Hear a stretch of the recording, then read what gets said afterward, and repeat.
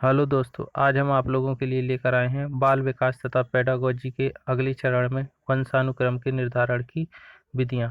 यदि वंशानुक्रम के निर्धारण की विधियों की बात की जाए तो देखिए क्या है ये विधियां तथा इनसे किस प्रकार से किसी प्रजाति या जीव के आनुवांशिक गुणों का अध्ययन किया जाता था। तो इसके अंतर्गत सबसे पहली विधि है अंतः प्रजनन विधि। अंतः प्रजनन विधि के अंतर्गत प्रयोगशाला में पशुओं जैसे चूहे, बिल्ली इत्यादि की अनेक पीढ़ियों का प्रजनन करा के देखा जाता है और एक पीढ़ी से दूसरी पीढ़ी में कितने गुणों का संचरण होता है यह निष्कर्ष निकाला जाता है। तो जब बहुत सारे चूहों का एक पीढ़ी से दूसरी पीढ़ी में प्रजनन कराया जाता है तो देखा जाता है कि इसके कुछ गुण अगली पीढ़ी में पाए जाते हैं और उसके अगली पीढ़ी में अन्य गुण पाए जाते हैं। तो ये देखा जाता है कि एक पीढ़ी से जो आनुवांशिक गुण है दूसरी पीढ़ी में कितने गुण विकसित हो रहे हैं या संचरित हो रहे हैं। अब बात करते हैं दूसरी विधि है चयनात्मक प्रजनन विधि। इस विधि में किसी एक गुण वाले पशुओं जैसे तेज दौड़ने वाले घोड़े की कई पीढ़ी तक प्रजनन करा के गुण विशेष के संचरण का अध्ययन किया जाता है। जैसे यदि बात की जाए मेंडल के द्वारा किया गया मटर का प्रयोग इसी विधि का एक उदाहरण है। वंशानुक्रम के निर्धारण की अगली विधि है पारिवारिक अध्ययन विधि। पारिवारिक अध्ययन विधि दो प्रकार की होती है। Number 1 pedigree.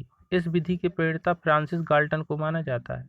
इन्होंने अपनी पुस्तक हेरिडिटी जीनियस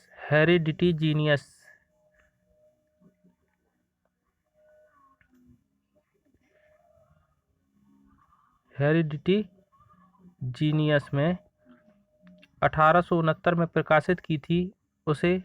उसमें 300 परिवारों के 997 सदस्यों का विश्लेषण करके इन्होंने यह निष्कर्ष निकाला था कि प्रवृत्ति का एक विशिष्ट आनुवंशिक आधार होता है, अर्थात एक पीढ़ी से दूसरी पीढ़ी में जो प्रवृत्ति के गुण विकसित होते हैं उनका एक आनुवंशिक रूप से एक विशिष्ट आधार होता है या बेस होता है। अगली बात की जाती है अर्थात यदि यदि इसी की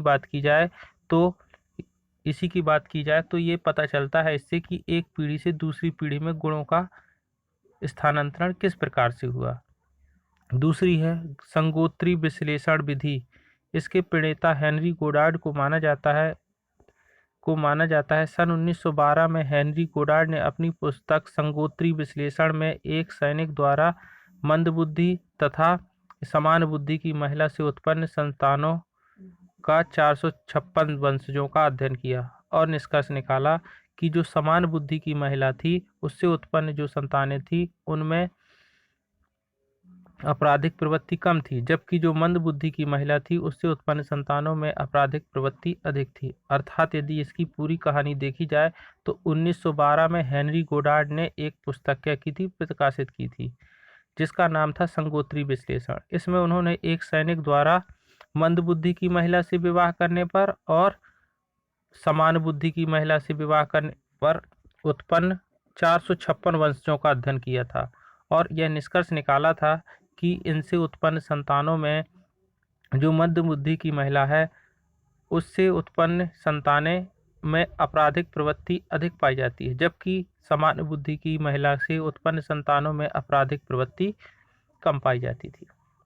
अगली विधि है जुड़वा अध्ययन विधि।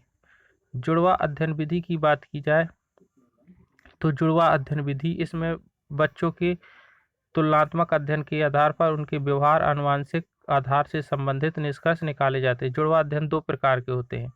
देखिए आपकी कुछ बुकों में दो प्रकार के मिलते हैं, कुछ बुकों में तीन प्रकार के मिलते हैं। तो पहले हम दो का वर्णन करते हैं, देखते हैं, फिर तीन का भी बताते हैं। साइंस में तीन प्रकार से भी हो सकते हैं जुड़वा।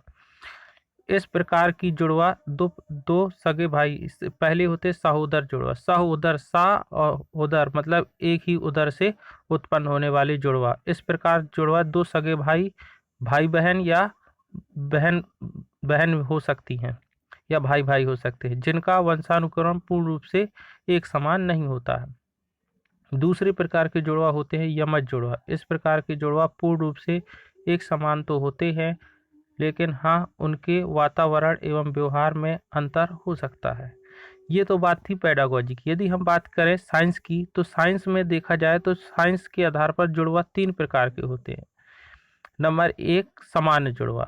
सामान्य जुड़वा की बात की जाए तो इसमें जो संतानें होती हैं, सामान्य जुड़वा संतानें होती हैं। इसके लिए यह आवश्यक नहीं होता है कि एक व्यक्ति का पूरे जीन दूसरे व्यक्ति से मैच करें, मतलब समान रूप से वो जुड़वा होते हैं। ये उनका चेहरा मिलता हो या उनके लक्षण कुछ मिलते हों, ये आवश्यक नहीं है। दूसरे प्रकार के जुड़वा होते हैं समरूप जुड़वा।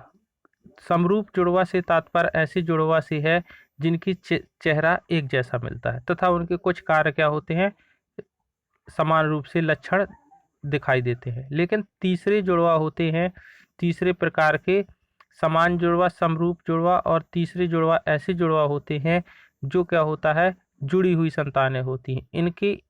इनके यदि क्लोन देखे जाए तो ये एक ही क्लोन के अर्थात जो जाइगोट होता है, अविभेजित जाइगोट से विकसित भ्रूण होते हैं ये, और जो बाद में जीव का या शरीर के रूप में क्या हो जाते हैं, विकसित हो जाते हैं।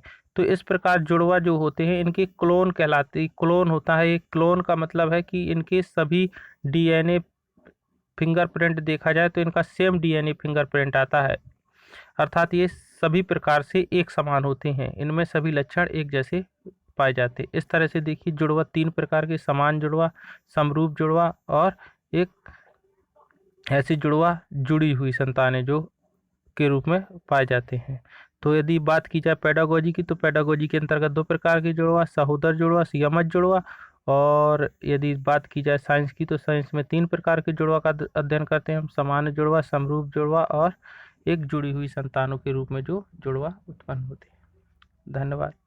यदि आपको हमारा वीडियो अच्छा लगता है तो कृपया इसे चैनल को सब्सक्राइब कीजिए तथा वीडियो को लाइक कीजिए तथा शेयर कीजिए। धन्यवाद।